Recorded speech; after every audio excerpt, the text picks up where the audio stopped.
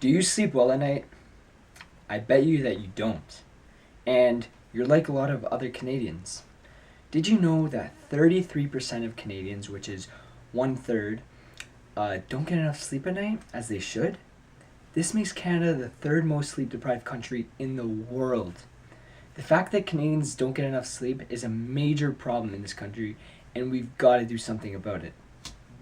If you're like me, you probably have a lot of other things competing for your sleep time. You probably stay up until 3 a.m. binge watching your favorite show on Netflix, or spend time on Instagram scrolling through pictures, or putting on dog filters on your face on Snapchat. Maybe you like to stay out late with your friends or see a new movie at Cineplex. You probably also just stayed up late finishing your homework that's due for tomorrow morning at school, or maybe you watch YouTube videos all night. Now, I get it. Everyone likes staying up late sometimes, and there's no problem with that unless it's consistent and it happens all the time. But the problem is, you pay a price for staying up late all the time, which I am guilty of too sometimes.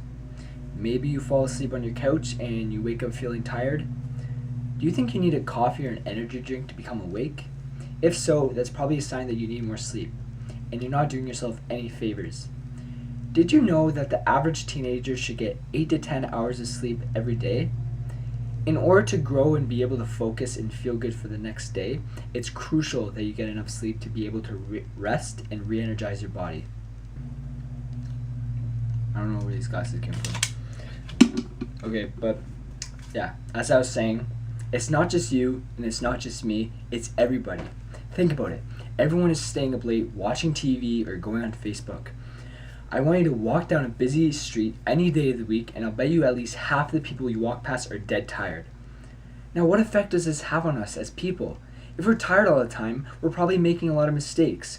People at work are making mistakes for their job.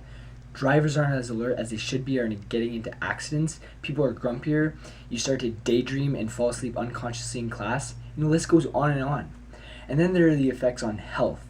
A lack of sleep can result in short-term effects like being moody, your lack of judgment and perception, the ability to take in information, and can result in long-term effects such as heart problems, weight gain, slower recovery from an injury, and a shorter life expectancy. All of these can happen to you if you don't get enough sleep. Now, I'm not the first person to point this out. Famous authors have been describing this in literature for many years. In The Great Gatsby, Jay Gatsby stays up all night long, constantly partying, and it did him no good. He cracked up his car, killed somebody, and lost the love of his life. So there's a lesson for you. And how about Macbeth? He could barely sleep at night thinking about the horrific murder that he did to King Duncan.